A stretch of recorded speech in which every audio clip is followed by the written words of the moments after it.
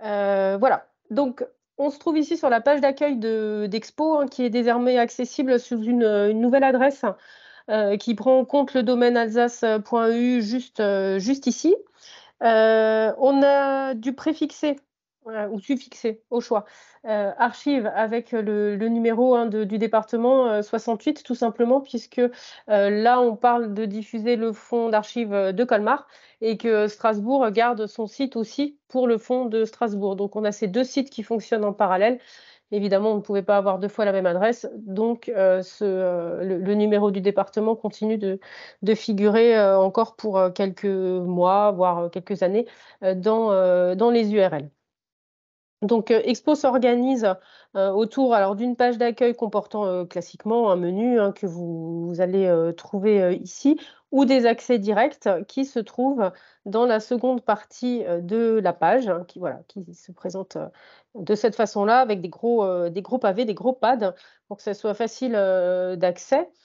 Heu, Cette première rangée est destinée aux actualités qui passeront, essentiellement dans ces 3 pavés. Alors celui-ci, on va sans doute l'utiliser pour les actualités, plus tournantes, plus courantes. Celui-ci restera sans doute fixé sur la programmation culturelle qui, elle, est permanente et renouvelée par semestre et une actu, plus longue sur le fonds ancien et une partie des archives privées qui ont été transférées l'année dernière, à Strasbourg et pour lesquelles on vous rappelle, les séries concernées, et les modalités de consultation en salle à Strasbourg si vous souhaitez, venir les chercher, enfin les consulter plutôt et venir les voir, à Strasbourg. Donc cette première rangée de pads sera, destinée aux contenus éditoriaux, aux actualités et vous avez ensuite une seconde, ligne de pads avec des accès directs vers les fonds numérisés ou, vers, les inventaires, heu, pour les fonds qui ne sont pas numérisés ou pour ceux qui le sont et par lesquels vous souhaiteriez, accéder, par le biais des inventaires et pas forcément des recherches, spécialisées.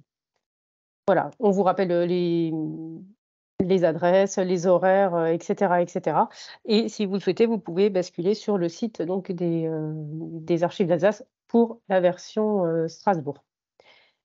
Donc voilà, une page d'accueil relativement, classique. On va parcourir ensuite le menu qui se trouve, en tête de la page d'accueil. Alors on a globalement repris, hein, du site Haut-Rhin. Normalement, nous, on y a encore accès, comme ça on va pouvoir le comparer un tout petit peu. Voilà, donc on a repris une partie de ce menu, ici, en essayant quand même de le simplifier un petit peu et de réduire le nombre de rubriques, si c'était possible. Donc vous allez retrouver tout ce qui concerne les infos pratiques, les horaires, les différents accès, aux archives dans la rubrique, dédiée aux infos pratiques, hein, donc qui en général, est assez explicite. C'est là qu'on va vous indiquer effectivement les horaires, le lieu et cetera. Le règlement de la salle de lecture, aussi figure dans cette partie, concernant les infos pratiques. Vous pouvez nous contacter aussi par le formulaire de contact, qui se trouve, à cet endroit. Alors c'est vrai qu'on reçoit aussi beaucoup de mails, hein, directement sur l'adresse des archives. Si vous ne savez pas lequel utiliser, privilégiez le formulaire, tout simplement parce qu'on est sûr qu'on aura votre nom, votre prénom, l'objet du message et surtout toutes les descriptions après, tout ce que vous cherchez. Souvent dans le mail, c'est plus rapide, parfois moins précis et c'est moins facile de vous répondre. Voilà. On sait aussi qu'il y aura forcément votre adresse mail, et cetera, et cetera. Alors le téléphone est facultatif, mais c'est vrai que si vous pouvez l'indiquer, de temps en temps, on a besoin de vous contacter pour obtenir des précisions et c'est toujours bien pratique, de disposer de votre numéro de téléphone. Voilà. On a rajouté aussi, il se trouvait déjà sur l'autre site, hein, un lien vers les Archives de France concernant les droits d'accès aux documents publics, vers un petit outil qui s'appelle Haddoc et qui permet, typologie de documents par typologie de documents, de savoir si c'est communicable, selon quelle modalité, si c'est reproductible et cetera et cetera. Donc tout ça va vous aider à préparer en fait, votre venue, en salle de lecture. Et après, si vous souhaitez une présentation des archives, hein, qui là n'a pas varié, par rapport à ce que vous trouviez sur le site précédent, on vous rappelle, les missions des archives, et cetera, et cetera. Voilà. Je laisse volontairement cet onglet-là de côté parce que c'est celui qui va sans doute, vous intéresser, davantage, puisque c'est là que se trouvent les fonds numérisés. On va passer au suivant et on reviendra sur celui-là, après. On a toute une partie qui est dédiée, à l'histoire de l'Alsace, hein, qui est un projet réalisé en partenariat avec l'INA, qui a tourné un certain nombre de petites vidéos, classées par période et au sein de chaque période par thématique. Donc vous trouverez ici, les différentes vidéos avec à chaque fois une présentation de, la thématique, le lien vers la vidéo de l'INA et une fiche pour en savoir plus avec, de la bibliographie, des sources complémentaires, et cetera, et cetera. Chaque fiche thématique de vidéo se présente de la même façon, hein, avec une introduction, le lien vers la vidéo de l'INA, le lien vers la fiche pour en savoir plus que vous pouvez télécharger. Il y a plus d'une vingtaine de vidéos, hein, qui sont disponibles dans cette rubrique. Si on revient encore un cran, voilà. Vous avez les grands découpages, donc du Moyen Âge à la période actuelle et une rubrique spécialement consacrée à l'Alsace au cœur de l'Europe. Voilà. Les vidéos sont hébergées sur le site de l'INA. Donc, quand vous cliquez sur les différents lecteurs qui se trouvent au bas des pages, vous rebondissez sur le site de l'INA, voilà, qui est dédié à l'histoire de l'Alsace. Voilà. On arrive ensuite à l'une des rubriques accessibles également depuis la page d'accueil, hein, on l'a vu avec la programmation culturelle. Avoir à faire va regrouper donc tout ce qui est programmation, organisation d'événements, conférences, ateliers d'aide à la recherche, autres événements tels que les journées du patrimoine, et cetera, que vous trouverez à cet endroit-là. Alors, le programme renvoie vers le site de Strasbourg pour l'instant. Euh, C'était initialement pour des questions pratiques, tout simplement parce que le site, Haut-Rhin nous permettait moins de latitude pour mettre en ligne ces différents événements et ça nous évitait aussi de les saisir 2 fois, d'en oublier d'un côté, de pas forcément réaliser les mises à jour des 2 côtés. C'est toujours difficile, hein, de maintenir 2 sites, à l'identique et parfaitement, des 2 côtés. Donc pour l'instant, il renvoie vers le site du Bas-Rhin, mais tous les événements sont pris en compte de la même façon. Vous voyez que là, on a un atelier d'aide à la recherche qui va se dérouler à Colmar, des conférences qui se déroulent à Colmar. Donc, l'ensemble des événements est regroupé vraiment au même endroit, sans distinction de lieu sur lequel les événements, les conférences ou les ateliers auront lieu. C'est dans cette partie également que vous allez trouver tout ce qui concerne le service éducatif. On a un service éducatif qui est très actif, que ça soit à Strasbourg et à Colmar, hein, qui reçoit des classes, des groupes, autour de dossiers thématiques qui sont choisis en général par les professeurs, autour de voilà, des différentes ressources qui peuvent être, proposées. Là aussi, elles sont thématisées en fonction des périodes et on a une rubrique effectivement avec des dossiers pluridisciplinaires ou transpériodes, qui sont, proposés aux différents intervenants. Par exemple, la sorcellerie en Alsace. Là, on va avoir un gros dossier, sur la sorcellerie. Voilà, donc on sait que c'est un PDF de 24 pages avec un certain nombre de documents qui sont présentés, qui sont critiqués et qui, constituent le socle, pour la réalisation de l'atelier. Donc en général, les jeunes sont aux archives, hein, on divise la classe en 2.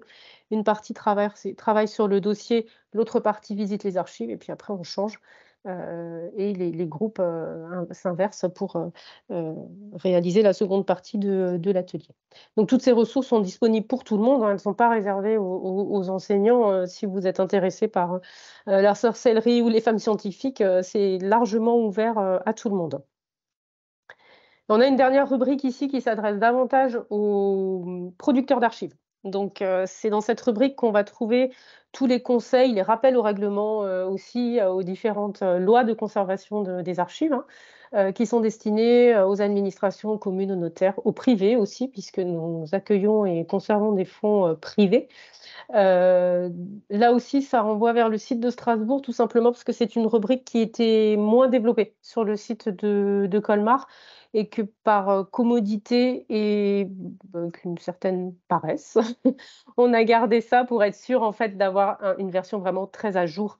Et donc voilà, ça renvoie aussi vers le site de Strasbourg où nos interlocuteurs administratifs vont trouver des guides pratiques, des modèles de documents pour verser leurs archives, pour les éliminer, etc., etc. Donc n'hésitez pas, si besoin, en tant que, par exemple, producteur privé, à y faire un tour. Vous disposerez aussi des contacts qui s'occupent des différents fonds d'archives, que ce soit à Strasbourg ou à Colmar, par thématique, par producteur, etc., etc. Voilà, donc ça, c'était pour les rubriques de contenu, d'information, de mise à disposition des ressources. On a ensuite une grosse rubrique recherchée hein, qui vous intéresse sans doute plus spécialement. On le voit dans le trafic du site. Je vais laisser les fonds numérisés pour la fin, on va faire durer un tout petit peu tout petit peu le plaisir. Alors, on peut rechercher d'abord dans les inventaires pour préparer, par exemple, une venue en salle et essayer d'identifier les différentes cotes qui peuvent vous intéresser lors de votre venue en salle de lecture. Les documents sont présentés dans le cadre de classement qui est vraiment le squelette des fonds conservés en fait, hein, l'arbre selon lequel on va classer les archives, qui est un cadre de classement normalisé hein, qu'on retrouve dans tous les services d'archives départementaux. Donc on commence par les archives anciennes avant la Révolution qui sont organisées autour de leur série AAH.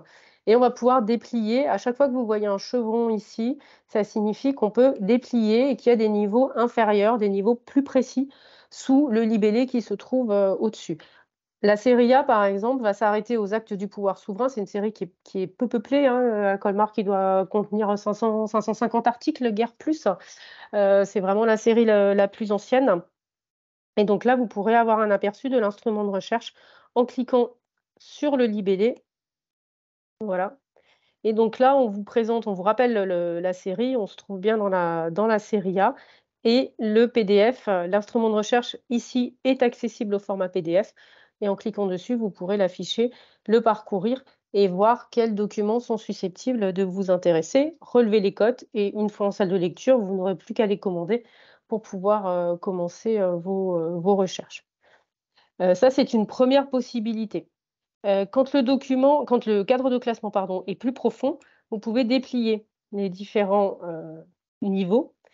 Voilà, il va falloir se positionner sur le dernier niveau qui se trouve le plus bas, donc le plus précis possible. Et par après, vous pourrez déplier tous les niveaux et récupérer l'instrument de recherche qui se trouve ici avec l'introduction. Donc, dans les introductions, on présente toujours le fond, le contexte de production des archives, le producteur quand il est connu, là en l'occurrence il l'est. Sont des textes qui sont très riches, souvent très denses, trop peu souvent lus. Et c'est dommage parce que ça plante vraiment le contexte. Et c'est vraiment grâce à ça qu'on va pouvoir mener après des recherches efficaces parce qu'on arrive à replacer les archives dans leur contexte. Donc là, le PDF est accessible de la même façon que la série A, donc je ne vais pas multiplier les exemples identiques. Et sachez qu'il est parfois nécessaire de descendre dans l'arborescence du cadre de classement. Il faudra juste avoir ce petit réflexe de cliquer sur déplier tous les niveaux pour faire apparaître après l'instrument de recherche qui se trouve ici. Ça, c'est le type de navigation quand l'instrument de recherche est présenté sous forme de PDF. Donc, c'est une façon de diffuser les instruments de recherche. Il en existe une autre hein, quand les instruments de recherche sont rétroconvertis, c'est-à-dire que l'on a pris les descriptions qui sont dans le PDF côte à côte, on les a intégrées dans le logiciel de gestion des archives pour en faire des notices, hein, comme une notice dans un catalogue de bibliothèque. La seule différence, c'est qu'on travaille toujours autour du cadre de classement. Et c'est l'exemple, par exemple, des séries modernes qui ont été rétroconverties. Donc, si je prends le fond, la série des sous-préfectures, la sous-préfecture d'Altkirch se trouve dans sa sous-série dédiée, 1Z. Et je vais pouvoir déplier et me promener dans le cadre de classement jusqu'au cadre de classement justement des archives de la sous-préfecture. Voilà, donc là, on sait qu'il y a 2 articles dans qui traitent du cadre de classement des archives de la sous-préf. Un pour, la période 1815-1822, un pour la période suivante et je vais avoir la cote ici. Donc si c'est le cadre de classement du début des 19e qui m'intéresse pour la sous-préfecture d'Altkirch, je vais commander la boîte ou le dossier 1Z5 et on me l'apportera en salle de lecture pour que je puisse le consulter. Cette, rétroconversion, elle est précieuse notamment quand, justement les documents, pardon, sont numérisés. Puisqu'à un PDF, on ne peut pas rattacher de documents numérisés. On ne sait pas où le rattacher, hein, à quel niveau. On ne va pas le mettre au niveau du PDF qui décrit 550 documents. Donc on a besoin de cette finesse, et de cette individualisation des cotes. Si là, j'avais par exemple, numérisé le recueil des actes administratifs de la sous-préfecture, enfin les circulaires qui traitent de ce recueil pour les années 1800 à 1814, je pourrais me positionner sur la notice, attacher les images, qui correspondent et j'aurai en regard la notice descriptive avec les informations documentaires et les images du document. Alors évidemment, tout n'est pas numérisé, mais c'est pas parce que ça n'est pas numérisé maintenant que ça ne le sera pas à l'avenir.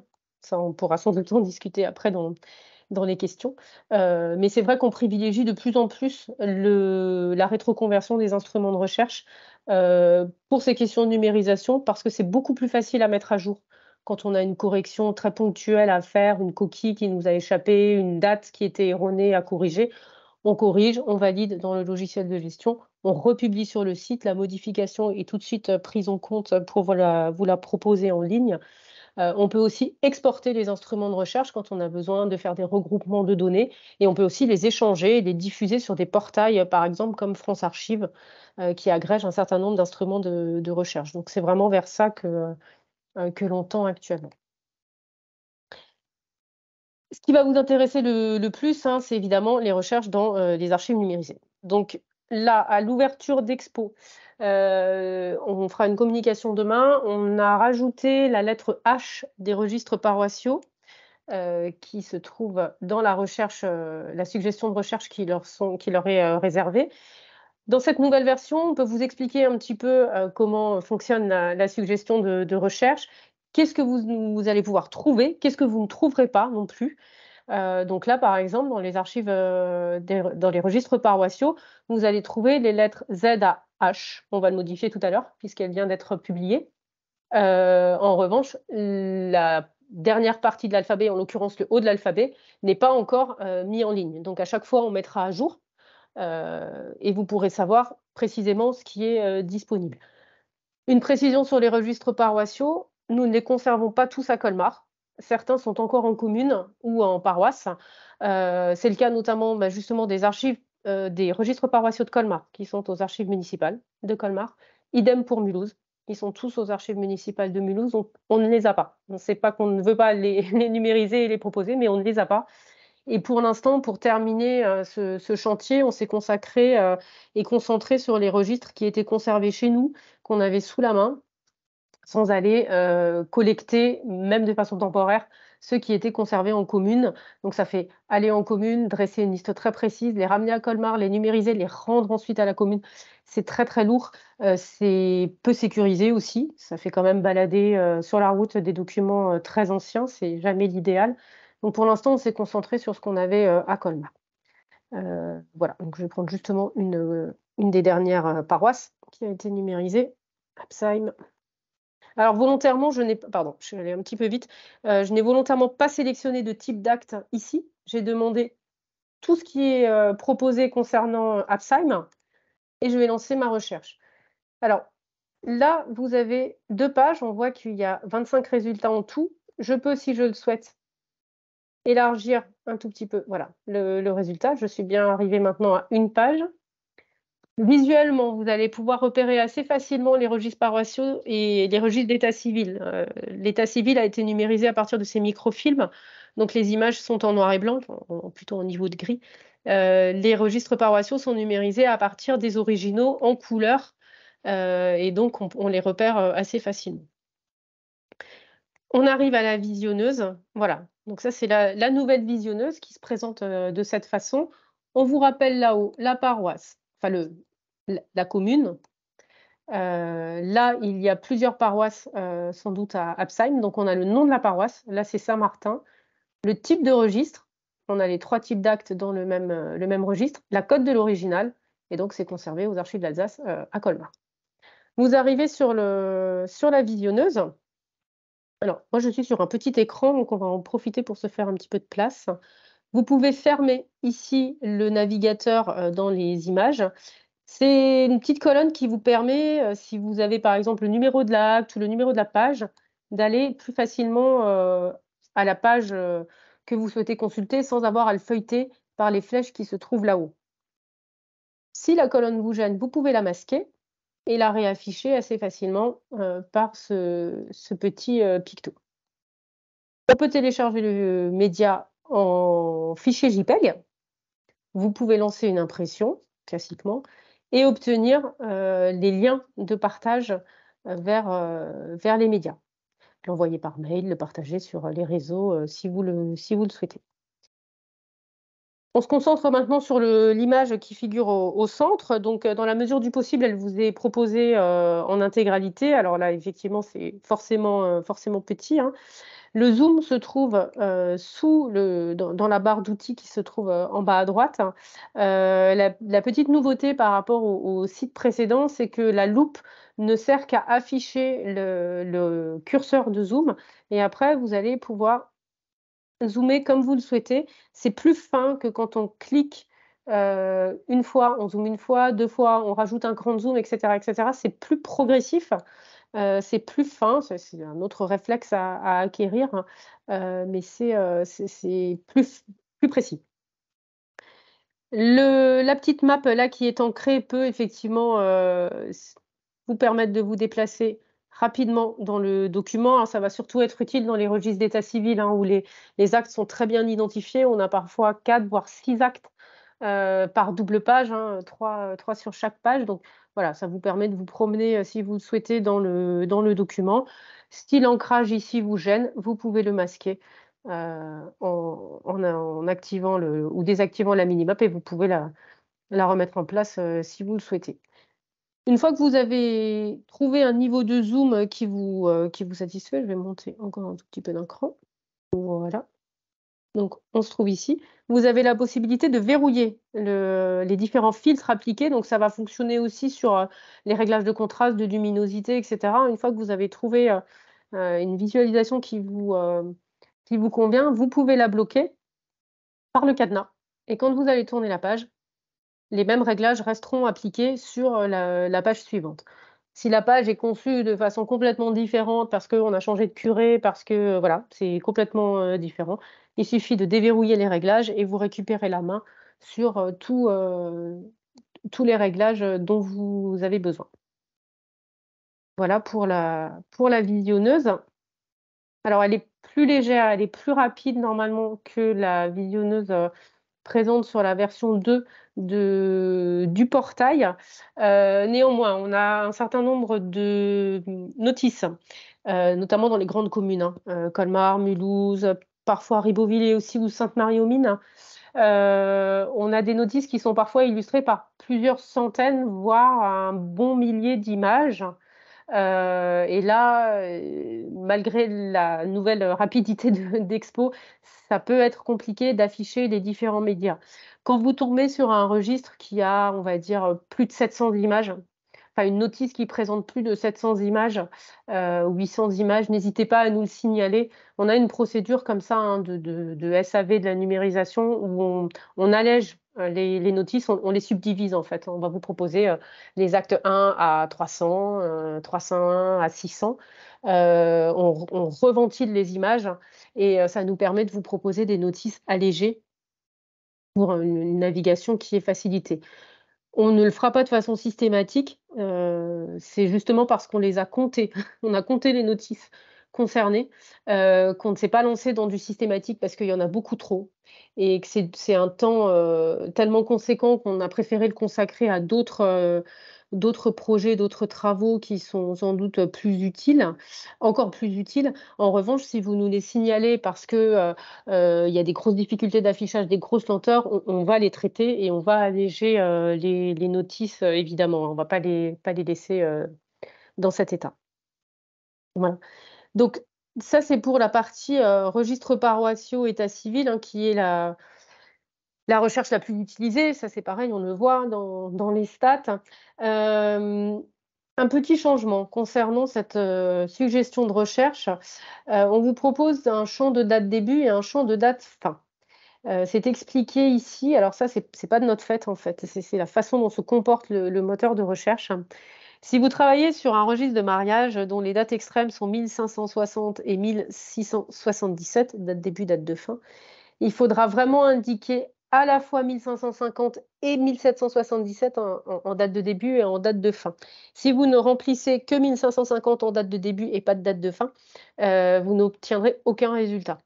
Donc, si vous avez un doute sur la date de début et la date de fin, parfois c'est beaucoup plus efficace d'utiliser une date exacte. Donc là, on a 1560, 1777, si je prends 1664. Normalement, ah voilà, c'est l'effet démo, ça ne fonctionne pas. Hop, donc je vais me faire... Ah bah oui, c'est parce que je ne suis pas dans la bonne commune. On avait dit Mittelvire.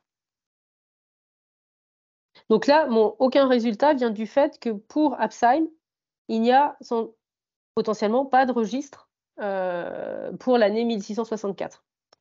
On va voir si là j'ai plus de chance. Voilà. Donc là, ils sortent bien. Alors, mon 1664 est dans ces intervalles-là, hein, c'est pour ça qu'il me les propose. Donc, c'est parfois plus efficace de mettre une date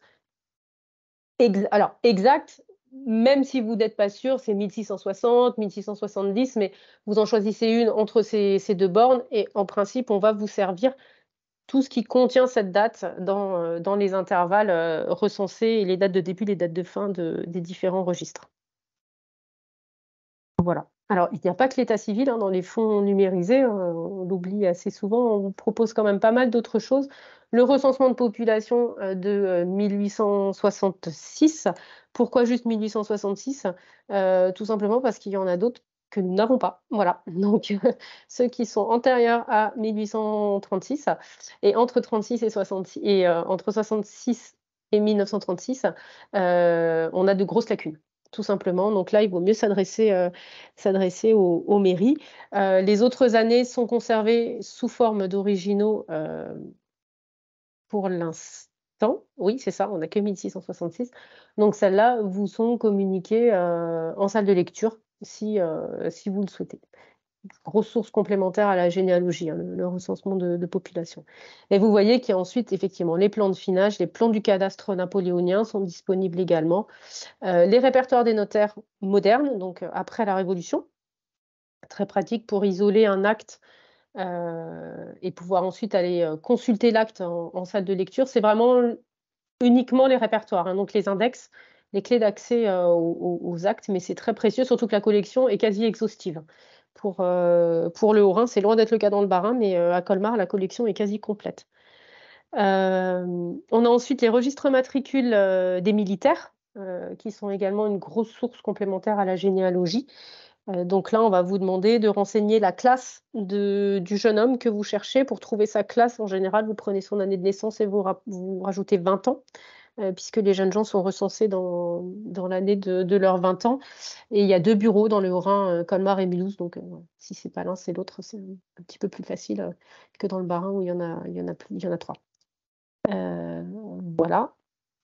Et on a ensuite des documents plus visuels, hein, donc un gros fond de carte postale que vous pourrez trouver ici. Est-ce que ça marche? C'est une recherche avec. Voilà. Quand vous tombez sur ce picto-là, ça signifie tout simplement que nous n'avons pas les droits de le diffuser en ligne. Donc, on vous donne la cote, on vous dit ce qui est représenté, et là, il faudra venir le voir en salle de lecture, tout simplement parce qu'on n'a pas le droit de les diffuser sur Internet. Voilà. Ça, c'est si vous savez ce que vous cherchez, si vous êtes autonome dans vos recherches. Dans le cas où vous commencez une recherche plus compliquée ou si vous avez besoin d'être un tout petit peu conseillé, on vous propose un certain nombre de guides de recherche aussi sur le site, un peu sur le modèle des dossiers pédagogiques qui sont proposés aux enseignants. C'est thématisé. Donc, si on reste dans la période généalogie, voilà, vous allez trouver une fiche d'aide à la recherche sur toutes ces thématiques, notamment un certain nombre de fiches sur l'émigration vers l'Algérie, vers l'Amérique, etc. Comment mener une recherche aussi dans les documents concernant les divorces. Voilà, donc il y a plein de choses sur les instituteurs, sur les pupilles de l'État, les pompiers, etc., etc. Et donc là, c'est pareil, hein, il vous suffit de cliquer dessus et la fiche se téléchargera. On vous indique combien elle contient de pages pour vous donner une idée un petit peu de l'importance de la fiche. Donc, n'hésitez pas à utiliser ces guides de recherche, c'est quand même c'est très très précieux. Et certaines fiches sont vraiment très liées au fond de Colmar. Il y a d'autres choses qui sont communs avec Strasbourg, hein, un soldat, par exemple, voilà, la recherche se mène grosso modo de la même façon dans les deux fonds. En revanche, il y a des choses qui sont vraiment très, très ciblées sur le Haut-Rhin, donc il ne faut pas hésiter à utiliser ces fiches d'aide à la recherche qui sont très pratiques et très précieuses. Et on a un dernier fonds complémentaire qui est moins utilisé quand même, mais quand même. Le fonds de la bibliothèque des archives. Donc, c'est plusieurs dizaines de milliers d'ouvrages hein, sur les deux sites, entre Strasbourg et Colmar. Le catalogue est commun. Donc, vous pouvez lancer une recherche très simple dans le moteur. Là, j'ai laissé sur le catalogue Alsace. Donc, la recherche a porté sur les documents conservés à la fois à Colmar et à Strasbourg. Et après, je vais pouvoir filtrer en fonction du site qui m'intéresse, puisque les documents ne voyageant pas, je vais choisir le site sur lequel je vais aller consulter les documents qui m'intéressent. Voilà, donc si c'est celui-ci qui m'intéresse, je sais donc qu'il est conservé à Colmar et je vais avoir la cote qui se trouve ici et je pourrai, dès mon arrivée en salle de lecture, passer la commande et obtenir l'ouvrage qu'on va m'apporter en salle de lecture. Voilà. La manipulation est évidemment la même si vous souhaitez consulter un ouvrage plutôt à Strasbourg, mais en tout cas, le catalogue est commun et accessible à partir de cet onglet recherché. Voilà, je termine par l'espace personnel. Alors, je ne sais pas si les participants à la visio disposaient d'un espace personnel sur le site dit Ourin. On n'a pas pu reprendre les comptes, tout simplement parce que pour des raisons de respect de la vie privée, c'est très compliqué de les transférer directement. Donc, on a préféré les laisser en l'état et vous proposer d'en recréer un si vous le souhaitiez sur le nouveau site. Donc, la démarche se fait exactement de la même façon, hein. Il vous faudra un pseudo qui est facultatif. Vous n'êtes pas obligé d'être inscrit en salle de lecture. Ça, c'est pas nécessaire. On vous demande évidemment un mail, un mot de passe, et après un processus d'inscription classique, hein. Vous recevez un mail, il faudra confirmer l'adresse, etc., etc. Et vous pourrez ensuite enregistrer des liens en favoris dans votre espace personnel et retrouver cet espace personnel, quelle que soit la machine que vous utilisez. Donc, si vous changez d'ordinateur, vous vous connectez à l'espace personnel, les favoris seront là. Ils sont vraiment distincts des favoris du navigateur de l'ordinateur. C'est votre espace en ligne sur le site des archives Colmar. Donc, quelle que soit la machine sur laquelle vous le consultez, vous pourrez les retrouver. Voilà, j'en ai terminé avec ce tour d'horizon. Donc, je vais arrêter le partage d'écran et voilà, je vais récupérer la conversation pour éventuellement vos questions, si vous en avez. Comme nous ne sommes pas très nombreux, je pourrais réactiver les micros, hein, ça sera peut-être plus simple. Paramètres. Alors, est-ce que ça marche? Ouais, donc là, normalement, les micros sont réactivés. Alors, je vois qu'ils sont tous coupés chez vous, mais vous devriez avoir récupéré la main sur le micro pour l'activer si vous avez des questions. J'essaierai d'y répondre autant que possible. Ça va laisser tout le monde sans voix. Est-ce que vous m'entendez au moins? Je pense Alors, que oui, Moi, je Oui. t'entends. Merci beaucoup pour cette présentation, Hélène. Bravo pour cette nouvelle version. Moi, j'ai pas de questions particulières. Je pense qu'il faut un peu fouiller et un peu aller voir, s'approprier l'outil. Mais ayant connu les deux versions, il est quand même beaucoup plus intuitif, je trouve, et je pense que ça devrait répondre à certaines attentes, notamment la visionneuse, que je trouve vraiment qui met plus en valeur les documents. On espère, on espère. Alors, je ne sais pas, Jessica, qui est notre invitée, je ne sais pas sur quel ordinateur vous travaillez quand vous êtes sur le site. Je vais en profiter pour quelques petites précisions, hein. Donc, on va sans doute le mettre sur Facebook parce que ça va peut-être durer un petit peu. On a pour l'instant des problèmes d'affichage des images avec les appareils Mac. Donc, avec les différents tests que l'on a pu faire, pour l'instant, nous n'arrivons pas à afficher les images sur les iPhones et les iPads avec Safari, mais aussi avec Chrome et Firefox. Ça, on les a installés à côté. Pour l'instant, ça ne fonctionne pas. En revanche, sur un ordinateur Mac, en utilisant Chrome ou Firefox, c'est bon. Ok, vous utilisez Windows, donc vous êtes pour l'instant abrité, à l'abri de ces problèmes-là. Donc, on est en train d'y travailler. On en a discuté encore juste avant. J'espère qu'on va réussir à résoudre ça. Ce sera, ce serait dommage de se priver d'une partie quand même de nos internautes.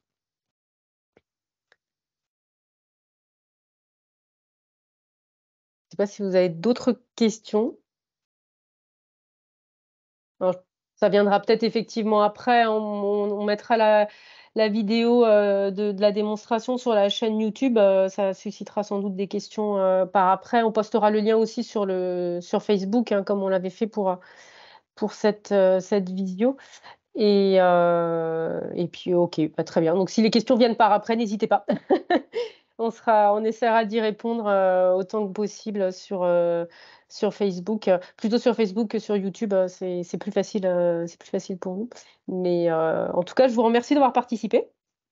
Et puis, on se retrouve sur Expo sans le savoir et peut-être sur Facebook si vous avez d'autres questions ou d'autres commentaires. Je vous souhaite une bonne suite d'après-midi. Je vais arrêter l'enregistrement et je vous remercie encore d'être venu. Au revoir.